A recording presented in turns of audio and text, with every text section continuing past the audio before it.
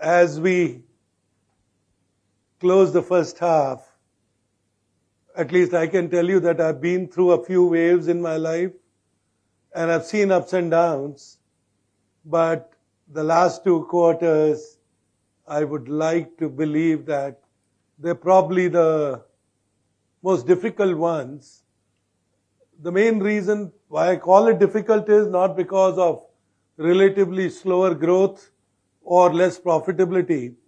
It is just that we believed that in terms of market timing, in terms of service offering, I thought we were poised for riding some of the technology investments, particularly 5G, and I don't think the wave was strong enough for 5G at that moment.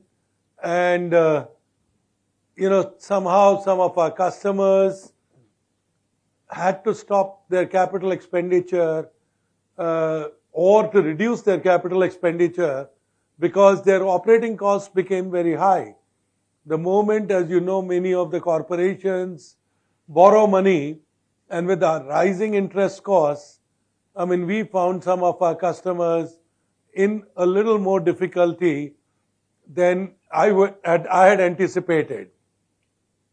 Clearly that means is you had the infrastructure, you had the people, and you had the technology investments, but the good news is we as a company will continue to invest in innovation, we'll continue to invest in new verticals, and we'll continue to diversify. For example, you just saw the wave called the World Cup in India. With so many countries playing. I was very proud that, with BCCI, we set up an innovation lab where the fan experience can be enhanced. It is one of those beautiful sites in Ahmedabad, and we chose Ahmedabad because that's where the finals would be played. It is, and again, we're setting up the similar innovation lab in Dharamshala, hopefully in Wankhede Stadium also. The point is, we're leveraging the experience of AR/VR. Now you know that Apple has launched the AR/VR headset. We are ahead of the curve. We already have 25 use cases or at least 10 installations where we are improving the quality of service, quality of sales, quality of customer engagement through AR/VR. So we'll continue to invest for the future. Coming in to the popular questions, which is generative AI, Tech Mahindra has already trained more than 10,000 engineers. Tech Mahindra is now working in about 60 customer locations on actually using generative AI for a better operations, better innovation, and better productivity. Our first case learning is generative AI can take over a lot of routine jobs, and that actually frees up some of the talent to do more innovative stuff. Our experience has been very encouraging, but I'm sure as we go along, you will hear more about it. Tech Mahindra, both Mohit and I were present when we launched the Tech Mahindra Global Chess League in Dubai. We had phenomenal participation. And the best part is that is the time I realized that for any sports, it's the technology plays a key role, and more than technology, media plays a key role.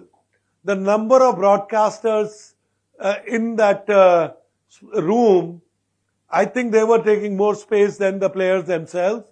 And the best part is, that's when I realized that the number of audiences sitting in Dubai Hall were much, much lesser than every television set was, getting, or the eyeballs that were getting engaged. So it has only given us further impetus, and that sports tech vertical that I just spoke to you about is now working with IPL, it is working with NFL, it is working with Mahindra Racing, and we have branded that platform, that service offering as fannext.now.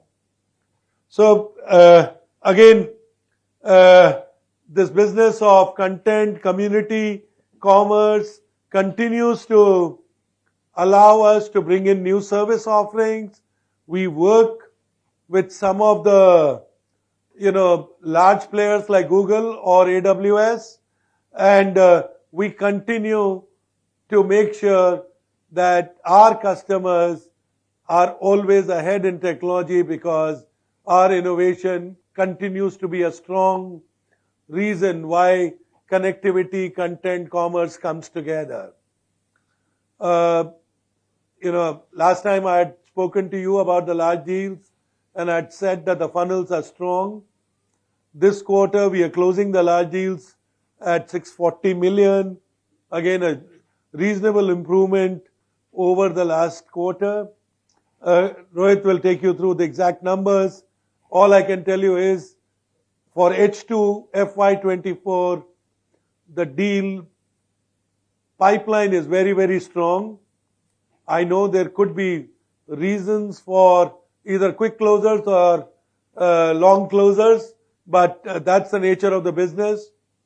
I would have loved to finish strong. This is my last quarter when I, come in front of you. I'm mighty proud of what we have achieved, since we went public in 2016. But at the same time, I do know that this quarter I'm reporting a negative growth rate. I'm also reporting a drop in margins, but at the same time, confident about the future.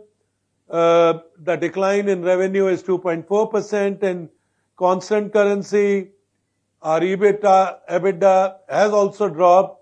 We have also decided to take a lot of extraordinary items because as I had indicated to you, that there are some difficult markets, there are some difficult contracts, and we are working on trying to make sure that we either close them or we at least, have an open dialogue with our auditors. So I think we are doing that.